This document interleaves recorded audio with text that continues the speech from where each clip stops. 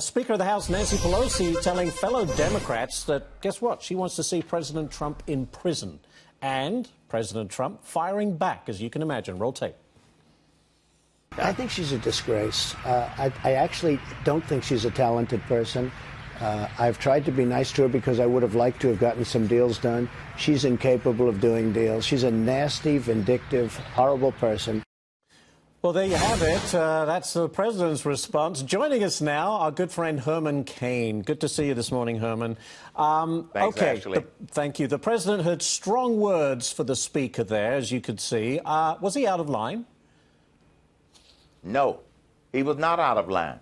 They haven't gotten anything done since Democrats took control of the House of Representatives. Secondly, she has done everything to try and obstruct this president, and she is totally in denial. Let me give you the biggest example.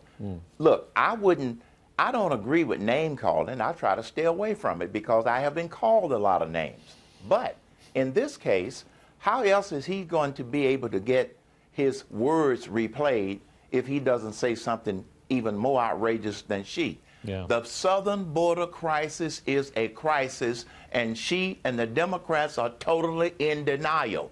So that is the disgrace, because they don't want to do anything to fix the problem, because it might make it look like President Trump is showing leadership, which he is. And I hate to say this, but I think, not hate, that's a strong word, but Bill de Blasio, the New York mayor, said that, listen, the Democrats have to get away from this stuff and start focusing on the issues that matter to people, health care, education, so on. I have to agree with him, but as long as the Democrats stay on this path, surely that plays into the president's hand in 2020. I believe so, and here's why. I travel a lot, as you know, Ashley. All of the Trump supporters, none of them are defecting. You have a lot of people that were in the middle who are moving to the Trump side for 2020. So if the Democrats stay on this path in terms of all of this nasty, negative stuff that they're talking about, impeachment, the president going to jail, neither of which is going to happen, yes, I think they're going to drive a lot of independents to the Trump side, and worse, and even worse for Democrats, a lot of Democrats are going to simply stay home. Very quickly, Herman, we're out of time. I want to ask you about the jobs report. A big issue for employers these days is just not enough qualified people out there, and so these jobs go unfilled. How would you address that?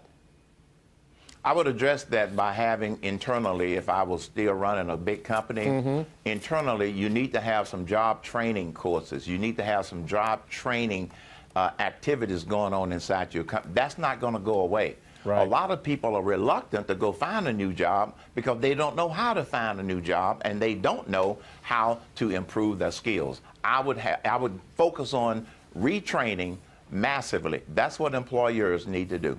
Very good. We'll have to leave it there. Herman Cain, as always, thank you so much for joining us on this Friday. Thank you. Thank you.